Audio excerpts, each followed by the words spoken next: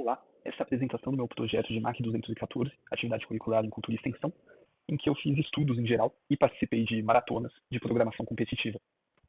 Então, primeiro falando do método de como que foram esses estudos, como foram esses problemas que eu resolvi. Para cada mês, eu separei em 3 tipos de problemas que eu ia resolver. Primeiro, tópicos específicos, pré-determinados para cada mês. Segundo, problemas difíceis. Isso de acordo com o rating de cada questão, eu estabeleço que um rating tanto acima do meu é uma questão difícil. E uma participação em contests oficiais nas principais plataformas, são o Codeforce, Netcoder, e essas aqui são as plataformas das quais eu tirei todos os problemas e contests que eu realizei. Os tópicos por mês foram esses aqui: em março, Segment Tree; em abril, Programação Dinâmica; em maio, Grafos e Geometria. A Segment Tree é um tema que eu queria saber mais sobre começando o semestre, porque eu só tinha uma vaga ideia de como funcionava, mas não muito sobre implementação e problemas. Programação dinâmica é um tipo de resolução de problema que aparece muito, é uma coisa muito frequente na programação competitiva, então mesmo que eu já soubesse, eu queria dar uma refinada um pouco a mais, ver algumas vertentes meio diferentes dela. Grafos é um tópico interessante por ter uma variedade muito grande de problemas, né? Então você tem caminhos mínimos, tem mínimo spanning tree e por aí vai. E geometria é o tópico que eu menos sabia sobre entrando aqui no semestre, e eu coloquei aqui exatamente para eu pelo menos conseguir me virar quando isso aparecesse em algum contexto, e realmente parece que eu cheguei nesse nível. Então agora falando um pouco de como foi a minha organização ao longo do semestre, eu deixei tudo registrado aqui nesse repositório. Então aqui a gente tem o registro das horas gastas em cada atividade, e para cada contexto específico. Ao todo deram uns 101 horas, basicamente, só dessas coisas que eu registrei. E aqui eu também tenho as soluções de, enfim, todos os problemas que eu fiz. Agora, quanto à evolução do meu rating nas principais plataformas de contexto que eu fiz, aqui no Codeforce, primeiramente, dá para ver que eu tinha feito alguns antes, no ano anterior, mas os que correspondem à disciplina são a partir daqui, mais para a direita. A minha meta, em geral, seria chegar nos 1.600 de rating, essa faixa azul aqui do gráfico, mas eu acabei percebendo que isso não seria tão fácil, principalmente porque, como eu já tinha feito contextos antes, o meu rating ainda já estava normalizado. Então, essa diferença de pontuação que eu ganhava nos contextos iniciais não ia se repetir. Agora, a escalada ela passa a ser muito mais gradual do que no começo da sua evolução no site. Além disso, teve alguns eventos pontuais, como, por exemplo, essa perda aqui massiva de pontos, que foi um contest que eu acabei não podendo ficar a duração inteira dele. Eu não sabia disso de antemão, eu tive que sair no meio. Então, isso aqui foi uma pena, eu perdi bastante rate nessa brincadeira. Mas mesmo não tendo tido um ganho de rating tão expressivo, eu acho que o prospecto é muito positivo. Principalmente a resolução de problemas difíceis, que eu mencionei anteriormente, me ajudou bastante a eu conseguir consistentemente resolver 1, 2 questões a mais aqui do que eu resolvia no ano passado, por exemplo. Agora, em Div 2, eu costumo chegar até a 4ª questão, resolver a 4ª questão, às vezes até a 5ª. E Div 3, resolver a 6ª questão, assim, que é algo que seria impensável antes. Eu chegava na Div 3, resolvia 4 problemas, na 5ª eu já empacava. Agora eu já passei dessa barreira de rating, pelo menos no que tange a quão difíceis são as questões que eu consigo resolver. Então aqui eu acho que é bom, mesmo não tendo ganhado tanto. No LeetCode, eu nunca tinha resolvido um contest que não para essa disciplina. E no geral fui muito bem. Né? A gente começa em 1.500 de rating, eu acabei com 1.942, o que seria o top 3,5% dos competidores do site. E nesse processo de vários contests, teve até vários aqui em que eu consegui resolver todas as questões, como esse e esse. Nesse daqui eu fiquei no rank 330 do contest inteiro, que é bem razoável. Esse aqui eu também teria resolvido todos, mas gastaram uma questão minha, que infelizmente durante o contest ela tinha passado, mas depois inventaram casos de testes novos e que não deu. Mas, pô, no geral, é um rating bem bacana. No Netcoder, eu resolvi só um contest durante a duração da disciplina, esses aqui tinham sido anteriores, então não tem muito o que comentar sobre isso. Em geral, eu prefiro os contests do Codeforce, então eu acabei optando por eles. Mas eu fui bem nesse daqui que eu fiz. Mas não tem muito o que falar sobre esse cara aqui não. Aí falando de alguns algoritmos e estruturas de dados que são completamente inéditos para mim, que eu não conhecia antes dessa disciplina, a gente tem a Sparse Table, que é muito parecida com a Segment Tree. Ela tem uma implementação que dá para dizer que é um pouco mais elegante ali. Mas eu acabei estudando junto do estudo do mês de março, que era da Segment Tree. Temos Square Root Decomposition com Lazy Propagation. Esse aqui é meio absurdo, porque eu apliquei esses dois conceitos em uma questão do LeetCode, que é o último lugar em que eu esperaria encontrar uma estrutura de dados que é mais underground do que a maioria delas. Né? No máximo você está numa Segment Tree, algo nesse nível, mas não, apareceu isso. E eu não conhecia o que era isso. Mas aí eu pensei, nossa, se eu tivesse uma estrutura que tem essa complexidade para cada uma dessas operações, pô, ia dar muito certo nessa questão. Aí eu acabei pesquisando, descobrindo sobre essa estrutura toda, e ainda descobrindo que eu teria que usar Lazy Propagation em cima disso, que eu conhecia conceitualmente, mas nunca tinha aplicado.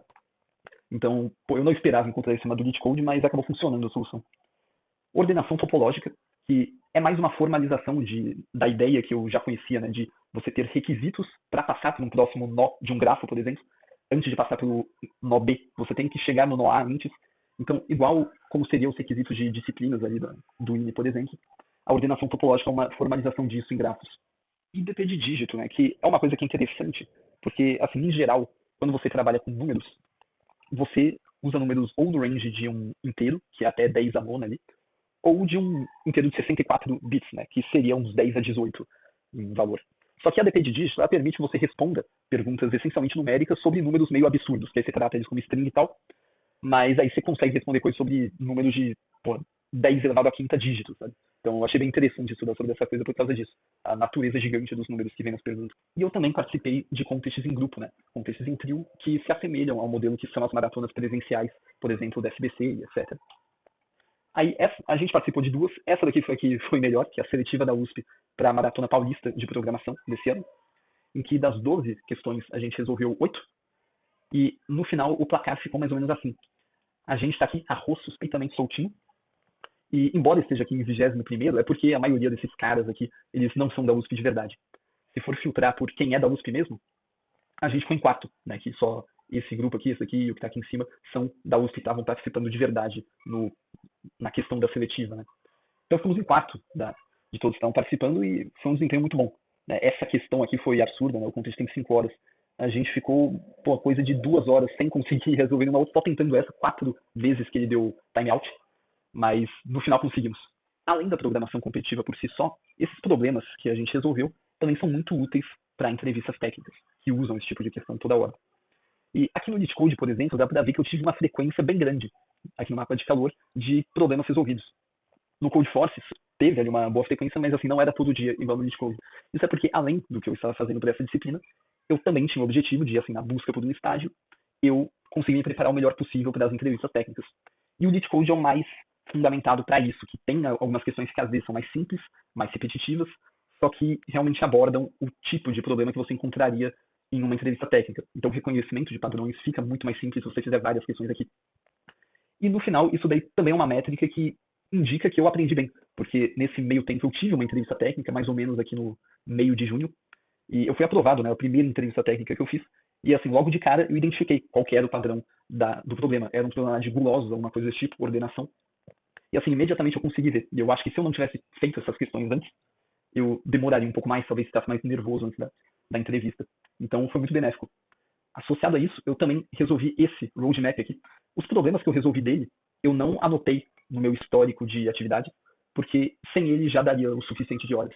Mas aqui eu dediquei uma grande parte do meu tempo também, que são questões ali extraídas especificamente com foco em pegar os temas mais frequentes em entrevistas de emprego.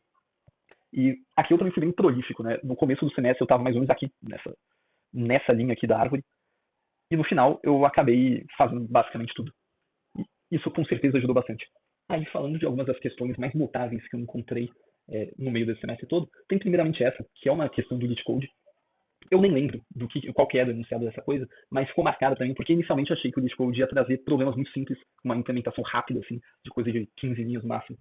Mas a verdade é que, embora a maioria das questões seja assim, dessa forma, você tem muitas que dão um desafio muito interessante, bem, que deixa interessante realmente o contest ou a resolução aleatória de problemas. Essa daqui, ela ficou marcada porque foi a primeira que quebrou a minha cara, que eu fiquei um tempo bem excessivo aqui nela. Era no meio do contest, até pegou quase todo o tempo do contest só fazendo essa questão. E, pô, é meio absurdo. Ela me forçou a fazer umas coisas desse tipo dentro de um fork, que é uma coisa que não deveria existir, né? Tipo, olha o tamanho dessa coisa aqui. Mas, enfim, eu nem lembro do que era esse problema. Ele só foi marcado porque realmente foi quando eu quebrei a cara e falei, nossa, então tem umas coisas interessantes que dá pra gente fazer aqui no LeetCode. Aí essa outra daqui, agora sim, é uma do Codeforces, de V2, ela ficou marcada porque eu achei muito elegante a solução que eu achei, talvez tenha sido a que eu mais gostei de resolver ao longo desse semestre. E por quê? O enunciado dela, ela te dá duas strings de dígitos. A cada passo, você consegue substituir 2 dígitos adjacentes pela soma desses dígitos mod 10. E ele quer que você deixe as duas strings iguais. E aí ele te pergunta qual que é a maior string comum, né, a maior string igual, que você consegue gerar, né, fazendo esses passos tanto em A quanto em B, conforme você quiser. E por que é muito interessante ela? Eu cheguei nessa solução aqui, em que a gente faz a soma de prefixos, tanto de A quanto de B, usando a soma mod 10. Só que aí, no final, a gente pega e usa o longest common subsequence, que é um algoritmo clássico de programação dinâmica, porque basicamente a gente consegue pegar os pontos em que esses dois arrays de prefixos são iguais e dizer que aquilo determina um bloco em que todos os dígitos anteriores daquele ponto podem ser substituídos por um novo dígito nas duas strings. Então, se você encontrar a maior quantidade desses blocos que você consegue fazer em comum, você tem a sua resposta, que é a maior string final que você consegue gerar a partir dessas duas iniciais. Mas o problema à parte, enunciado à parte, né, o que eu acho interessante mesmo é que eu usei o LCS, que é um algoritmo que eu tinha desenvolvido durante o meu estudo para o tópico específico de programação dinâmica. Então, quando eu cheguei nessa questão, já era um mês e tanto depois, eu já tinha esse algoritmo no meu arsenal ali, na minha mente, sabendo que ele existe, e eu pude usar ele de uma forma totalmente modular. Eu pensei nessa solução assim, não, que se eu tiver esses prefixos, eu consigo fazer uma LCS neles. Eu achei muito legal que eu consegui construir essa coisa aqui em cima desse conhecimento que eu tinha adquirido anteriormente. Se eu não tivesse feito essa questão naquele estudo específico, eu dificilmente conseguiria chegar nessa solução em tempo hábil, porque eu não ia saber exatamente que o LCS ele poderia ser usado dessa forma, exatamente igual eu usei aqui. Eu não teria essa intimidade toda que eu acabei tendo por já ter resolvido antes. Então, tanto por a solução ser elegante mesmo, quanto por esse caso específico, eu achei muito interessante essa questão. No geral, os estudos e as atividades que eu realizei aqui para a disciplina foram muito bons. Eu tive resultados expressivos, tanto na evolução dos ratings, quanto na aprovação na entrevista de emprego. E foi muito bom por eu poder formalizar uma meta, um planejamento de estudos de programação competitiva, que é uma coisa que eu gosto, mas que às vezes, sem ter objetivos específicos, sem ter um direcionamento pré-estabelecido por mim mesmo, né? O estudo ele não é uma coisa tão ágil, não é uma coisa tão fluida. E fazendo dessa maneira da disciplina, em que eu tive o planejamento antes, no começo da submissão da proposta, e fui anotando, né, registrando o meu passo a passo ali no repositório do projeto, eu sinto que isso foi um impulsionamento muito relevante na hora de eu conseguir os resultados. Eu consegui aprender de uma forma muito mais eficiente e, no geral, foi uma coisa muito boa.